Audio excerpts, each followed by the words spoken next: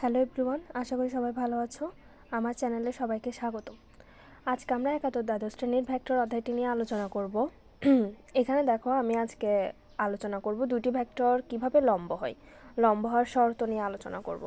তো মনে রাখবা, দুটি ভেক্টর যদি লম্ব হতে হয় তাদের কিন্তু ডট গুণন 0 হয়। অর্থাৎ আমি এখানে শর্তটা লিখছি, দুইটি ভেক্টর লম্ব হলে তাদের ডট গুণন 0 হবে। তাহলে আমরা দুটি ভেক্টর লম্ব কিনা সেটা নেওয়ার জন্য তাদের অবশ্যই আমাকে ডট গুণনটা বের করতে হবে। ডট গুণন অর্থাৎ স্কেলার গুণনটা বের করতে হবে। তাহলে দেখো, আমি এখানে দুটি ভেক্টর পরস্পর লম্ব কিনা যাচাই করতে বলেছি। এ ভেক্টর লিখে নিয়েছি এবং বি ভেক্টরও লিখে নিয়েছি। তাহলে এই দুটি ভেক্টর আমি ডট গুণন বের করি। তাহলে 2i - j plus 2k into 3 plus 4j minus k. তাহলে আসো ডট গুণন করি। 3 দুগুণে 6, প্লাস মাইনাসে -4, প্লাস মাইনাসে -2। তাহলে দেখো, আমার এখানে কিন্তু 0 আসে। তো যেহেতু এদের ডট গুণন 0 আসছে, সুতরাং আমি বলতে পারি ভেক্টর দুইটি পরস্পর লম্ব। আশা করি বুঝতে পেরেছো। এরপর দেখো, আমি আরও দুইটি ভেক্টর লিখে নিয়েছি। এই দুইটিও আমি লম্ব কিনা যাচাই করব। তাহলে আমি এ ভেক্টর আর বি ভেক্টরের ডট গুণন বের করি। 9i plus J minus 6k dot 4i minus 6j plus 5k। তাহলে এখানে 4 নং 36, প্লাস মাইনাসে -6, প্লাস মাইনাসে -5 6 30। তাহলে দেখো, এই ক্ষেত্রেও কিন্তু আমার 0 আসে। তো সুতরাং এ ও বি ভেক্টর পরস্পর লম্ব।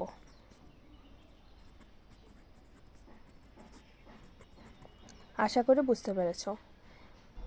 এরপরে দেখো, আমি আরও দুটি ভেক্টর লিখে নিয়েছি। এখানে বলেছি ভেক্টরদ্বয় পরস্পর লম্ব হলে এ এর মান বের করতে। অর্থাৎ এখানে এই যে এ রয়েছে, এটার মান এরকমও কিন্তু আসতে পারে। যেহেতু আমাকে বলে দিয়েছে যে ভেক্টর দুটি পরস্পর লম্ব, তার মানে ওদের ডট গুণন 0 হবে। তাহলে আমরা লিখতে পারি এ ডট বি ইকুয়াল 0। তাহলে এ এর ভেক্টরটি লিখছি, এটাই plus J minus 6k dot 4i minus 2j plus ak equal 0। বা তাহলে 4 আর 32, প্লাস মাইনাসে -2, প্লাস মাইনাসে -6a ইকুয়াল 0। বা তাহলে আমার এখানে হবে 30 মাইনাস 6a ইকুয়াল 0। বা প্লাস 30 ওই পাশে গেলে -30, অর্থাৎ 6a ইকুয়াল 30 হবে এবং a ইকুয়াল হবে 5। তাহলে আমার ভেক্টর দুটি পরস্পর লম্ব হলে এর মান হবে 5। আশা করি বুঝতে পেরেছো। এরপরে আসো, আরও দুইটি ভেক্টর লিখে নিয়েছি আমি এবং দেখাতে বলেছি এ প্লাস বি ও এ মাইনাস বি ভেক্টরদ্বয় পরস্পর লম্ব। তাহলে এরা যদি পরস্পর লম্ব আমাকে বের করতে হয়, তাহলে নিশ্চয়ই এই দুটি ভেক্টর ডট গুণনটা 0 হইতে হবে।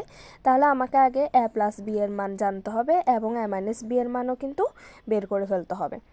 তাহলে আসো, আমি আগে এ প্লাস বি ভেক্টর বের করি। এর মান হবে i plus 2j minus 3k plus b হচ্ছে 3i minus j plus 2k। তাহলে এখানে আসে যে আমার 4i, তারপর যার মধ্যে প্লাস j এবং মাইনাস k। এটা হচ্ছে আমার এ প্লাস বি। এরপর আসো, এ মাইনাস বি ভেক্টর বের করে নিই। তাহলে i plus 2j minus 3k minus, যেহেতু মাইনাস দিছি তার মানে এদের প্রত্যেকটা চিহ্ন পরিবর্তন হয়ে যাবে, 3i plus j minus 2k। তাহলে এখানে আমার -2i, তারপর প্লাস 3j আর মাইনাস 5k। তাহলে আসো, এরা যদি ডট গুণন 0 হয় তাহলে এরা লম্ব হবে। তাহলে সুতরাং A plus B vector dot A minus B vector equal, তাহলে এ ভেক্টরের মানটা লিখে a প্লাস b এর মানটা লিখে নিচ্ছি 4i plus j minus k dot minus 2i plus 3j minus 5k। তাহলে আসো আমি গুণটা করে নিই, মাইনাস 8 প্লাস 3 এবং মাইনাস মাইনাসে প্লাস হবে 5। তাহলে দেখো 0 আসছে। তো যেহেতু 0 আসছে আমি এই ভেক্টর দুটিকেও আমি পরস্পর লম্ব ভেক্টর বলতে পারি। তাহলে আশা করি তোমরা ভেক্টর দুটি লম্ব হওয়ার সত্যটা পারবা। সবাইকে ধন্যবাদ।